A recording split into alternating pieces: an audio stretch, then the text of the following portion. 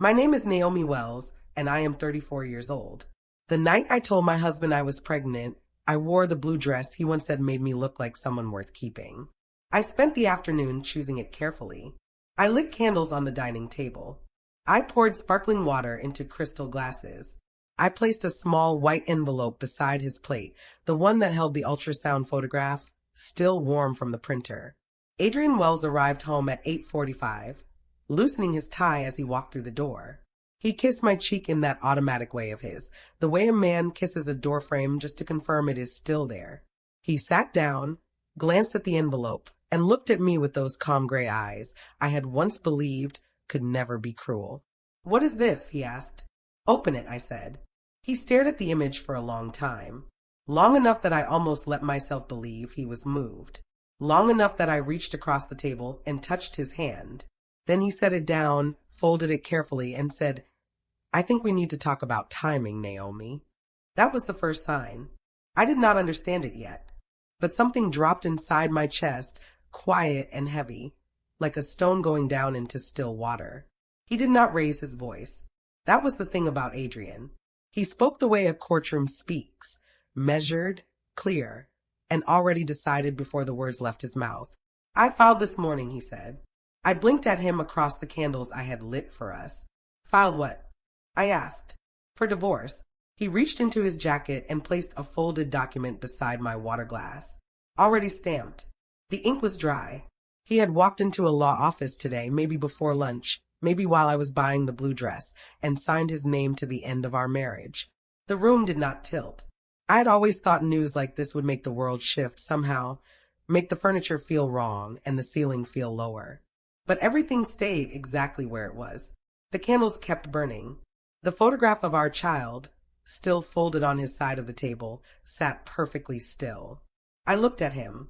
"You knew I was going to tell you tonight." "I suspected something," he said, "which is partly why the timing was necessary." His lawyer had called, he explained. A child would complicate the succession plan. He said the word complicate the way other men say destroy. He slid a document across the table. His lawyer's card was stapled to the top. By 7 the next morning, it was in the news. I found out the way I found out most things in Adrian's world, through notifications on my phone, buzzing like a swarm of tiny things that had decided I should not sleep. The headline was clean and corporate. Wells Group CEO files for divorce, cites irreconcilable differences. There was a photograph of Adrian at a gala from 3 months ago, looking handsome and unbothered. The article mentioned his commitment to the company's future direction.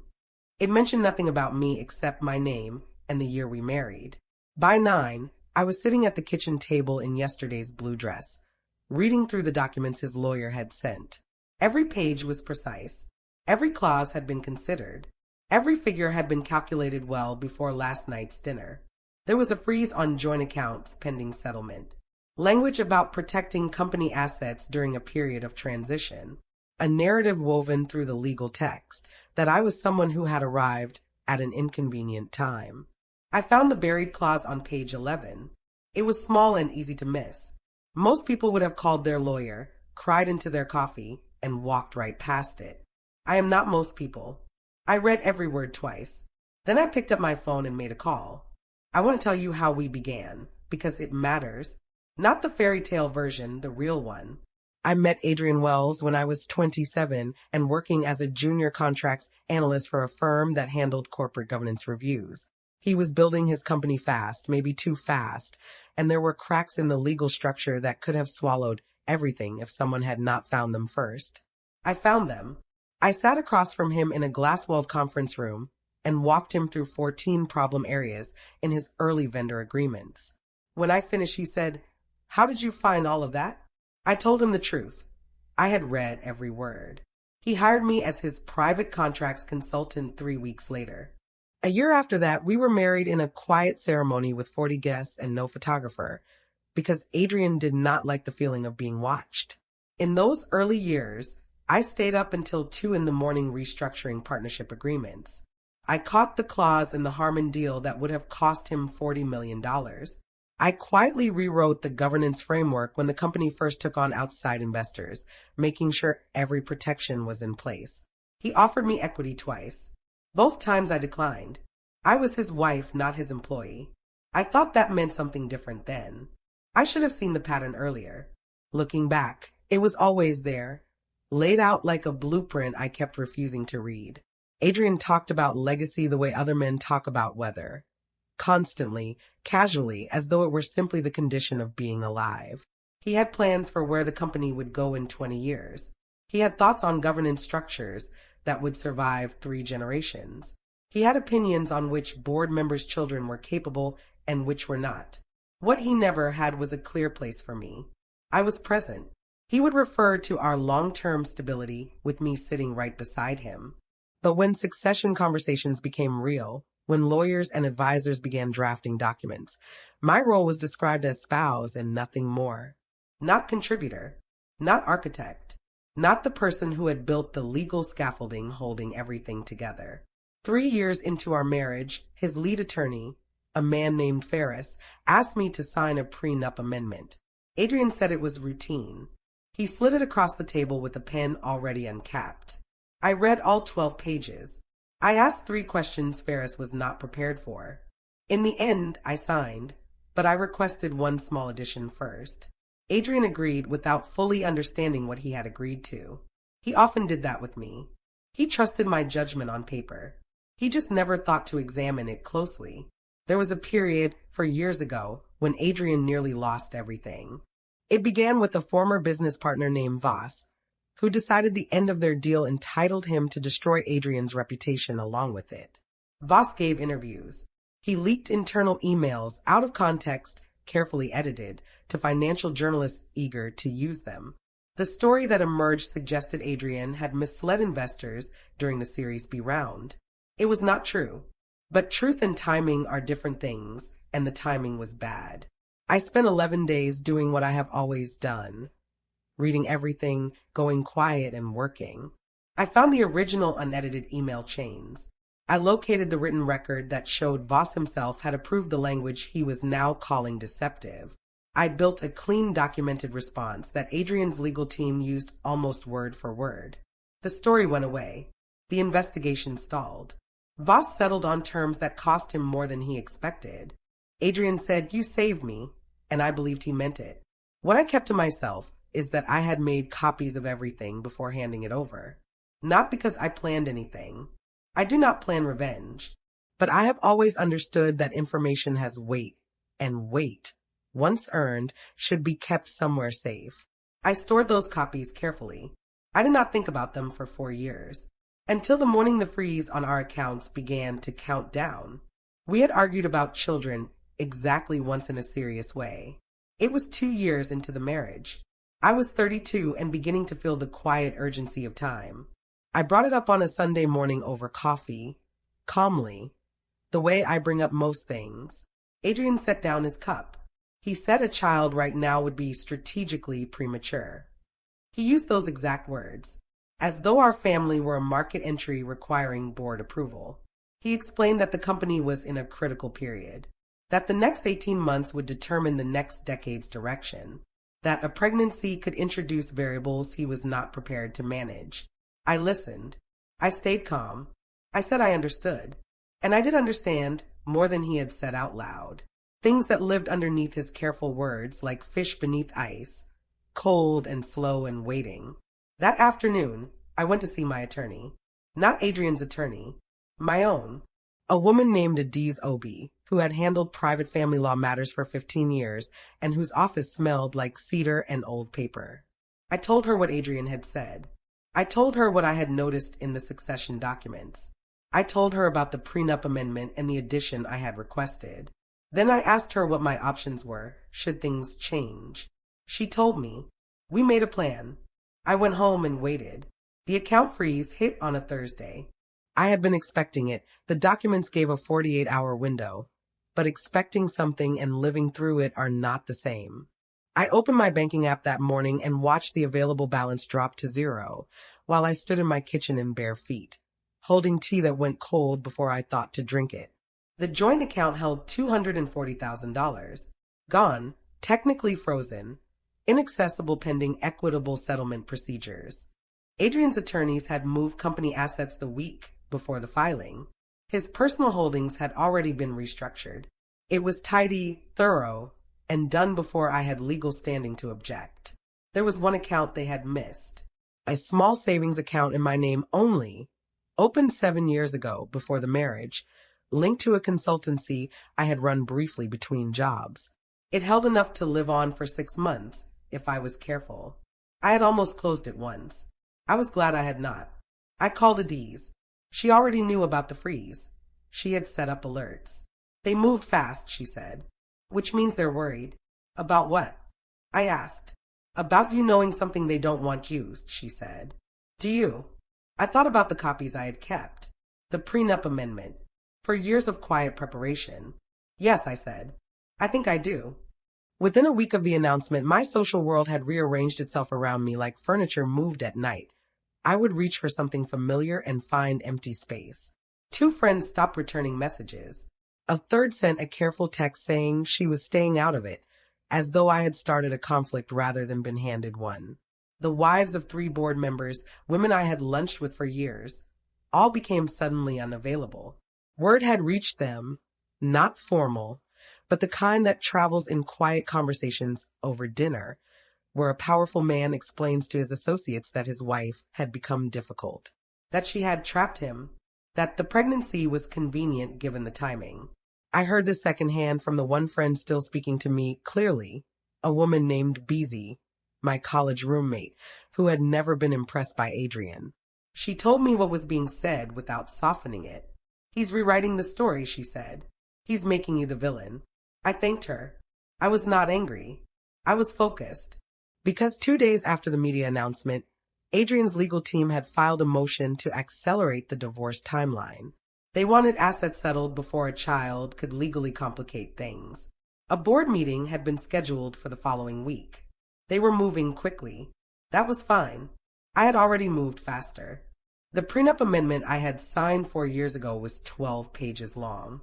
Adrian's attorney Ferris had written 11 of those pages. I had written 1. Page 9, Section 4C, Subsection 2. Quiet, technical language, easy to read past if you were not paying attention. It said that in the event of a confirmed pregnancy during the marriage, any spouse carrying a biological heir of the primary named party, Adrian Wells, could petition the court for a protective injunction preventing unilateral restructuring of estate assets during pending litigation. Adrian had signed it. Ferris had initialed it. Neither asked why I wanted it. People rarely ask why quiet women want small, boring-sounding things. What the clause meant, practically. If I was pregnant and Adrian tried to restructure assets during divorce proceedings, I could ask the court to stop him. Not forever. Just long enough for the law to catch up. The pregnancy was confirmed by my physician 12 days before Adrian filed. I had documentation. I had dates. I had a file that Adiz had been maintaining for 2 years. She explained the injunction process on the morning of the account freeze. The filing deadline, she said, is 24 hours from now. I know, I said. File it. She did, at 9:53 that evening, before Adrian's next motion hit the docket. Adiz had built her career on knowing the spaces between laws, the quiet gaps where a prepared person could stand safely while everything moved around them. She explained the heir protection statute to me the way a good teacher explains something that looks complicated, but is actually simple once you see its shape. In this state, she said, when a biological heir is confirmed during an active marriage, the court has discretionary authority to freeze asset restructuring during divorce proceedings if there is evidence the restructuring was designed to circumvent the child's future inheritance rights. How strong is our case? I asked. Strong, she said. He froze accounts 48 hours after you told him. He filed the day you told him. He moved company assets the week before. A judge will look at that timeline and ask questions. What kind of questions? The kind that are very hard for a billionaire to answer without sounding exactly like what he is, she said. I asked about the clause I had added to the prenup. She was quiet for a moment. Naomi, she said, that clause is why we have a case instead of a conversation. The filing deadline was 24 hours away. Adiz had a draft ready. Her team had been preparing quietly for 2 years, without announcing it, without rushing, without leaving anything out. We filed at 9:53. Adrian's attorneys filed a motion on Friday morning to accelerate the divorce proceedings. They cited mutual agreement on the dissolution, which was not true, and the benefit of timely resolution, which meant they were worried. Adrian called me at 10:15. I let it go to voicemail. He called again at 10:40. Same. At 11, a text arrived.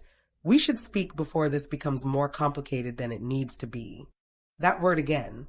Complicated. He had used it about the pregnancy. Now he was using it about me. I wondered if he understood that the thing he kept calling complicated was simply a person with full legal rights and a good attorney. By afternoon, I knew from Adiz he had met with Ferris for 3 hours. She had a contact who said nothing specific, only that the meeting had been tense and that Ferris called 2 colleagues afterward. They were recalculating. They had assumed I would take the offer and grieve quietly. They had assumed the account freeze would press me into settlement. They were moving fast because they believed speed was their advantage. They were wrong about that. The court docket updated at 11:58 that night. My filing appeared first. The heir protection injunction request, stamped and entered, was now formally before the court. Adrian's motion to accelerate would be reviewed in light of it. The entire board meeting strategy had just become significantly more complicated. The judge granted the temporary order on Monday morning. I was sitting in Adiz's office when her phone rang. She listened, said 3 words, "Thank you," confirmed, and set the phone down. She looked at me with an expression I had not seen from her before. Something between satisfaction and quiet relief. "Temporary injunction granted," she said. "Asset transfers are halted pending a full hearing." I nodded. I had expected this. I had built toward this. But expecting something and hearing it confirmed are still different things, and for a moment the room went very still, the way a room goes still when something moving very fast suddenly stops. The order meant that the transfer of assets Adrian had initiated, the restructuring of company shares, the reallocation of holdings underway since before he filed, was now frozen. He could not move money. He could not restructure equity. He could not redirect succession without the court's knowledge. He could not finish what he had started before I could stop him. The filing had gone in at 9:53 on a Friday night. The temporary order had been granted in less than 72 hours. That was fast. A judge who looked at the timeline and did not like what he saw. I went home and sat in the kitchen. February light came through the window and made a small bright square on the floor. I put my hand over my stomach. It was the first time since the candlelit dinner that I felt something like calm. The boardroom shock happened on a Tuesday. Adrian had scheduled an emergency shareholder meeting framed as a routine succession planning update. The real purpose, as Adiz contacts confirmed, was to accelerate governance authority, to formalize new succession protocols before any legal entanglement could interfere. He had already briefed 3 of the 7 board members privately. He had Ferris in the room. He had a presentation prepared. What he did not have was the ability to act. When the session opened and the board's general counsel checked the current legal status of company restructuring, the temporary injunction was there. It had been served to the company's registered legal address at 8 that morning. The general counsel read through it twice. "There is an active court order," he said, "halting asset restructuring during the pending divorce proceedings. I cannot advise this board to move forward with any governance changes until this is resolved." The room went quiet for a long time. Board members who had been briefed by Adrian looked at him. Board members who had not been briefed looked at him too. Ferris was called out of the room. The meeting was suspended within 40 minutes of starting. Adrian kept his expression entirely still throughout. Only his hands had moved, pressed flat against the table, as though steadying something that might fall. The detail that shifted everything publicly came from an unexpected direction. The company's chief financial officer, a man named Kofi Asante who had been with the company for 9 years, was called into a board subcommittee session 3 days after the suspended meeting. The session was meant to review the restructuring plan and its legal exposure. Kofi was not a dramatic man. He stated facts the way an accountant states numbers, without feeling, simply because they existed and needed to be said. He told the subcommittee that the governance framework protecting the company's succession structure had been authored, in significant part, by a private contracts consultant engaged in the company's early years. He named that consultant. He said my name, Naomi Wells, then Naomi Adora. He referenced a specific clause, one written to protect unborn biological heirs of the primary principal from having their inheritance rights circumvented during any future dispute. He noted that this clause, written 7 years ago as part of the original governance build, was one of the reasons the injunction had legal standing inside the company's own structure. The protections she built, Kofi said, are now protecting her. A board member asked if he thought that was coincidental. Kofi said he did not deal in coincidence. He dealt in documents.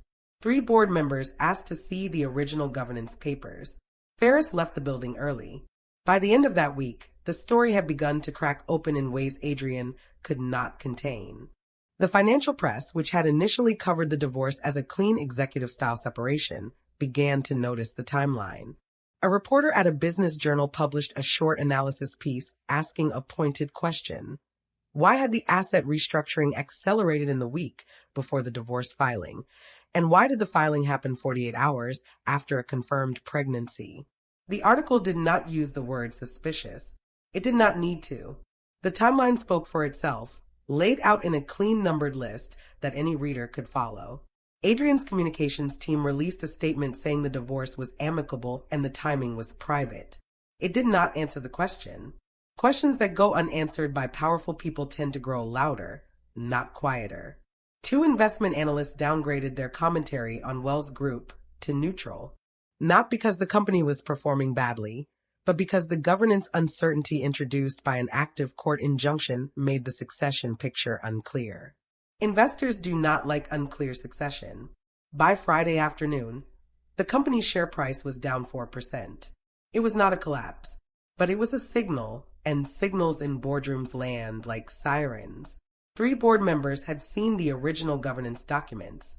2 had made private inquiries to legal counsel that did not include Ferris. The room kept shifting.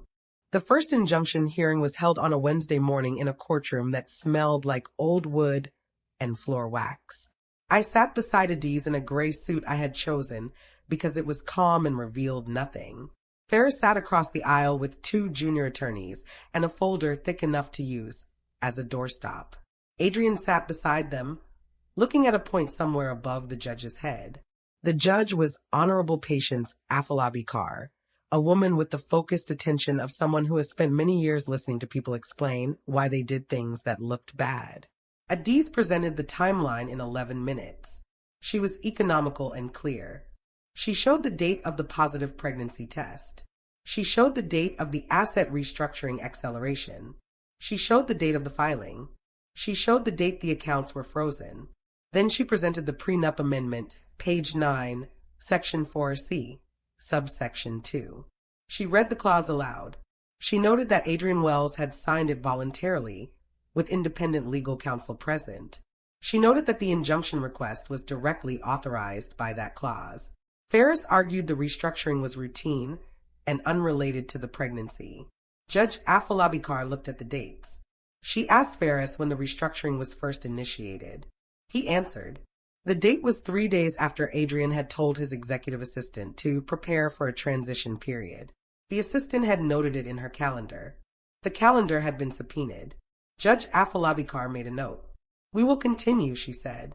On the second day of the hearing, Adiz requested that the prenup amendment be read into the record in full. Ferris objected on grounds of relevance. Judge Afolabi Carr overruled him and asked the court clerk to proceed. The clerk read in a clear, steady voice without looking up. He moved through 11 pages of standard language and arrived at page 9. When he reached section 4C, subsection 2, the clause I had written 4 years ago, he read every word of it aloud into the court record. The room reacted the way a room reacts when something hidden becomes visible. Not with noise, but with a collective exhaling, as though everyone had been holding something and just released it. I watched Adrian's face. Over 7 years of marriage, I had learned to read the small signals, the slight tightening around his jaw, the way his gaze moved when he was recalculating. I saw both of those things happen in the space of about 4 seconds. He had signed this. In this very building, in a conference room, with Ferris beside him and a pen already in his hand. He had signed it because I had asked for it quietly and practically, and because he trusted my judgment on documents. He had trusted my judgment on documents. Ferris leaned over and whispered to a junior attorney. Something was written. Pass back. Ferris looked at me for the first time since the hearing began. I looked at the judge instead. The narrative shift happened faster than I expected, not in the courtroom, but in the world outside it. The hearing was technically private, but courts are public institutions and filings are public records. By Thursday evening, the financial journalist who had published the timeline analysis had a follow-up piece that included, legally sourced, the key language from the prenup amendment. It was a careful article.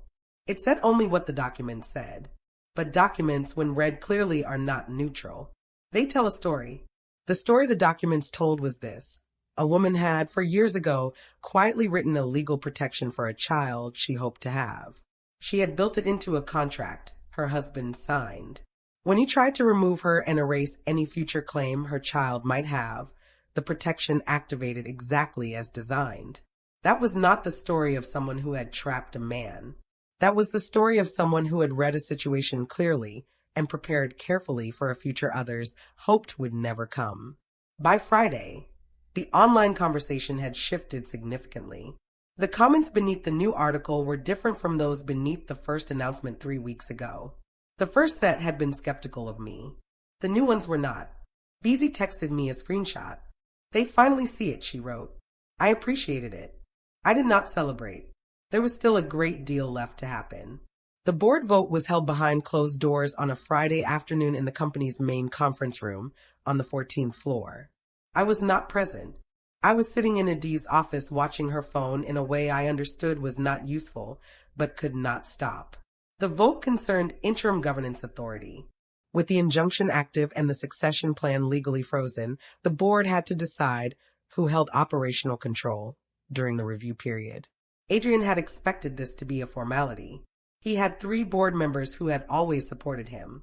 He needed 4 votes. What he did not account for was that 2 of his reliable supporters had, in the previous week, reviewed the original governance documents, including the protections I had authored 7 years ago. What they found was not just a clever legal clause. It was a record of how the company's foundational integrity had been built and by whom. One of them, a woman named Ifila Bright, who had served on the board for 6 years, reportedly said she could not in good conscience confirm succession authority in a man currently under judicial review for attempting to circumvent his own company's governance protections. The vote was 4-3. Adi's phone rang. She answered, listened, and looked up at me. He does not have control, she said quietly. Interim authority has been transferred to an independent trustee, pending resolution. She did not say to whom. That came later. Adrian stepped down from active leadership of Wells Group on a Monday, 11 days after the board vote. The company statement said he was voluntarily stepping back during a period of personal and legal transition. The word voluntarily was doing a great deal of work.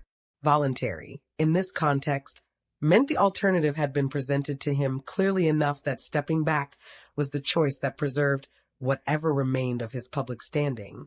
An ethics inquiry had been opened by the board's audit committee into the pre-filing asset restructuring. It would examine whether the movement of company assets in the week before the divorce filing had been properly disclosed to shareholders and whether it constituted a conflict of interest. These were not accusations of crime. They were questions, but questions from an audit committee, asked formally and on the record, carry real weight. Adrian called me that evening. This time I answered. He did not say hello. He said, I would like to speak with you in person. I considered this. Come to Adi's office, I said. She should be present. He paused. That's not necessary. I know, I said, but I prefer it. He came the following morning. He sat across from me in a chair slightly smaller than Adi's, which I noticed and did not comment on. He looked tired in a way that had settled into his face. Not just behind his eyes, but in his jaw and his hands and the way he sat. He said, I underestimated you. I said, I know. He tried to offer me things. That was the shape of the conversation once the initial statements were done. He offered a revised settlement, generous by any financial standard, the kind of number a lawyer would advise their client to accept without hesitation. He offered a private apology, carefully worded, that stopped just short of admitting he had known exactly what he was doing.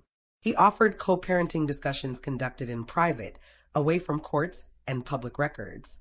What he wanted in return was simple: for me to agree to lift the injunction, for the board to regain clarity, for the audit inquiry to lose its most compelling piece of evidence, the visual of a man whose wife had outsmarted him in the very documents he had trusted her to manage. I sat through all of it without interrupting. Adee sat beside me taking notes she did not need. When he finished, she looked at me and said nothing, because nothing needed to be said. I looked at Adrian. I studied his face, the tired jaw, the careful gray eyes, the hands very still on the table. I had loved this man once, truly. I was not certain I still did. I was certain I did not hate him. Hate was not efficient. I hear what you're offering, I said, but I'm not lifting the injunction in exchange for a settlement. That is not how this works. He asked what I wanted instead. I haven't decided yet, I told him. But when I do, you'll know. Judge Afolabi Carr extended the injunction at the third hearing, 2 weeks after the initial grant. The extension was not a surprise. The evidence of premeditated asset timing had grown stronger as the audit inquiry produced documents. An email from Adrian to Ferris, dated 12 days before the divorce filing, contained the phrase "begin preliminary transitions before formal proceedings are initiated." The email did not name me. It did not need to. The timing said everything. Ferris argued the email was taken out of context. Judge Afolabi Carr asked him to provide the context. He could not do so without making things worse. The extension meant the estate restructuring was permanently halted for the duration of the proceedings. Any succession plan Adrian had wanted to implement before the child was born was on hold. Whatever he had been trying to protect, his legacy, his control, the particular shape of his empire, could not take the form he had intended. For me, practically speaking, the financial ground had stabilized. The frozen joint account was released to 50% access, pending formal settlement. The personal savings account I had been living on could breathe again. I called Adee's after the hearing and asked how she felt. Satisfied, she said, but cautious. I agreed with both words. The settlement still needed to be negotiated. The co-parenting terms needed to be formalized. There were many things left to finish, but the ground was solid. That mattered. The social shift happened slowly, then all at once. First it was Ifeolu Bright, who sent a formal note through Adee's office expressing that my contribution to the company's foundational governance had been significant and under-acknowledged. It was careful language, but it was the first time anyone in Adrian's professional world had acknowledged directly what I had built. Then 2 of the women who had gone quiet reached out. One texted a simple apology. The other called and talked for 30 minutes, explaining she had heard things about me that she now understood were not true. I thanked them. I meant it, though not as much as I once would have. Kofi Asante sent a brief professional email, noting that the governance structures I had authored were holding the company together during a difficult period, and asking whether I would be willing to consult on the transition framework going forward. I did not answer immediately. Bizi came to have lunch with me on a Thursday. She brought food from the Yoruba restaurant near her office, jollof rice and fried plantain in containers that fogged up in the cold air, and we sat at my kitchen table without talking about Adrian or courts or injunctions for an entire hour. She looked at me at one point and said, "You're going to be okay." "I know," I said. And the thing was, I did know. I had known for a while. I just had not let myself feel it properly until now. The settlement offer came formally through Ferris 6 weeks after the board vote. It was substantial.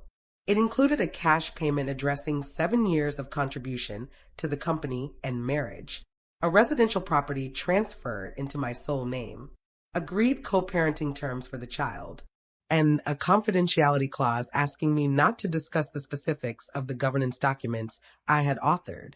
I read it twice. I showed it to Adee's. She said, financially, it was more than she had expected at this stage. She said the confidentiality clause was the most telling part, that they were more afraid of the story of what I had built than of any monetary claim. I was not tempted by the money. That surprised me a little, because the previous 2 months had been financially uncertain. But money was not what I needed. I told Adiz I had a counter-proposal. She asked what it was. I told her I wanted the confidentiality clause removed entirely. I wanted the co-parenting terms revised to include language formally acknowledging the child's future rights relative to the company, not control, not ownership, but a documented legal position that could not be quietly erased when I was no longer in the room. And I wanted one more thing, which was not about money at all. She listened. Then she smiled. That, she said, is actually brilliant. What I wanted, the one more thing, was a governance trust.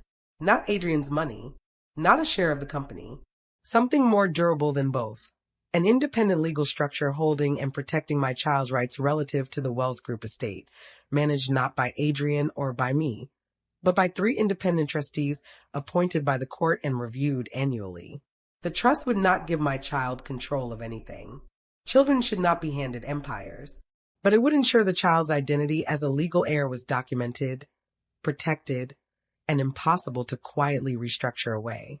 Whatever Adrian decided to do with his company in the years ahead, the child would have standing, visible, recorded, formal standing that could not be erased. Adrian's initial response, relayed through Ferris, was resistance. He said the trust was unnecessary. He said it introduced complexity he was not prepared to manage indefinitely. Adiz replied in writing. She noted the trust was considerably less complex than continued litigation. She noted the injunction could remain active for a substantial additional period, if preferred. She attached a schedule of upcoming court dates. Ferris called back within 3 hours. After 2 weeks of negotiation, the trust was agreed. 3 independent trustees, a family law specialist, a corporate governance expert, and a neutral third party approved by the court were appointed. The confidentiality clause was removed. My child's rights were documented in a form that would outlast any argument. The final public hearing was held on a Tuesday in early spring. The courtroom was quieter than it had been during the earlier sessions. Ferris was present but subdued. Adiz was precise and efficient. Adrian sat in his chair with the stillness he always used when he wanted to appear unaffected by something that was affecting him greatly. Judge Afalabikar reviewed the settlement terms, the trust agreement, and the co-parenting framework. She asked several questions about the trust structure, the verification process for the heir designation, and the child's access to independent counsel when old enough to require it. Each question was answered. Then she said something I did not expect. She said that the injunction filing in this case represented careful and foresight legal preparation that the court found, for the record, to be well-founded and properly executed. She said the protections sought for an unborn child were consistent with the intent of the statute, and that the case would serve as a useful reference in future proceedings involving heir protection filings. She used the phrase, extraordinary foresight, in the written order. I sat with those 2 words for a moment. I thought about the Sunday morning conversation about strategic timing, about the afternoon I had gone to Adiz's office, about the quiet 12 pages and the 1 small clause. I had not been extraordinary. I had simply read the document in front of me and prepared for what it said. Judge Afalabikar struck her gavel. The divorce was granted. Adrian left Wells Group quietly in the weeks that followed. There was no dramatic exit, no press conference, no public statement beyond the original step-down announcement. The audit inquiry concluded with a formal finding that the pre-filing asset restructuring had not met the disclosure standards required of a named principal. Adrian agreed to a settlement with the board that included his transition out of the CEO role and a revised equity arrangement negotiated without my involvement. I know these details not because I was watching him, but because they were part of the public record and because Kofi kept me informed as he had said he would. What I felt when I heard about the final departure was not triumph. I want to be honest about that. I had believed at certain points during those months that I would feel something sharp and satisfying when it was over. But the actual feeling was quieter. It was relief. And underneath the relief, something I can only call completion, the sense of a shape that had been unresolved finally finding its edges. Adrian had built his empire by trusting, among other things, my judgment on paper. His own ambition and the speed with which he had moved to protect it from me had triggered the very protections I had built into the foundation years before. He had handed me the tools. I had simply known how to use them. An unexpected offer arrived in my inbox 3 days later.